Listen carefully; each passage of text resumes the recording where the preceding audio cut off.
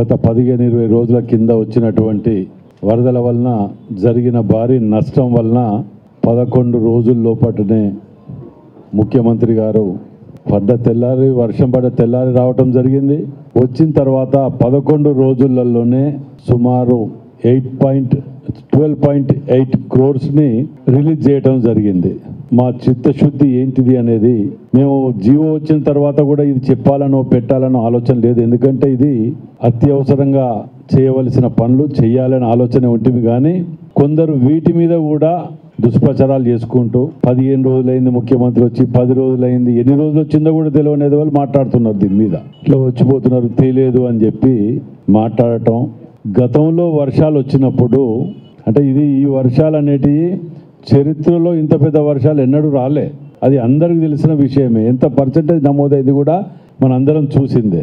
గతంలో వాళ్ళ తీరుగా అదే నైమ్నర్ బ్రిడ్జ్ మీద కేటీఆర్ చూస్తానికి వచ్చి 10,000 ఇస్తా నేను నష్టపోయిన కుటుంబాలకు అని చెప్పి మాట్లాడిన సందర్భం మనం చూసినాం.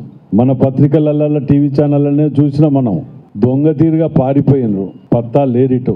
ఇక ఇంకో ఆయన ఉంటాడు, ఆ పెద్ద మనిషి, కారు పోతే కారు, సైకిల్ పోతే సైకిల్ అంటాడు. కాబట్టి చీపురు పుల్ల పోతే కూడా తెచ్చేయలే వీళ్ళు. 15 రోజుల లోపట 12 కోట్ల చిల్లర పట్టుకొచ్చి ఇచ్చిన కమిట్మెంట్ మాది.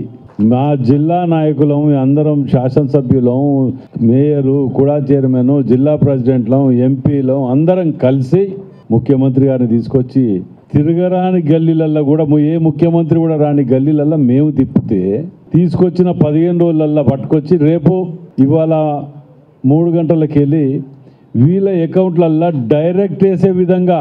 గతంలో వీళ్ళు సుమారు ఎప్పుడైనా స్కీమ్లలో తెచ్చినా 10 రాసి 90 తినేది అలవాటు పడ్డ పానాలు కదా.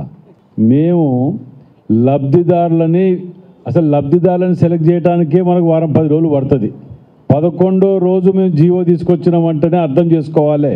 అది కూడా ఫుల్ ఫ్లెడ్జ్ ఇన్ఫర్మేషన్ తోటి వాళ్ళ అకౌంట్లోకి డైరెక్ట్ ట్రెజరీకి వెళ్ళి డబ్బులు పోయే విధంగా.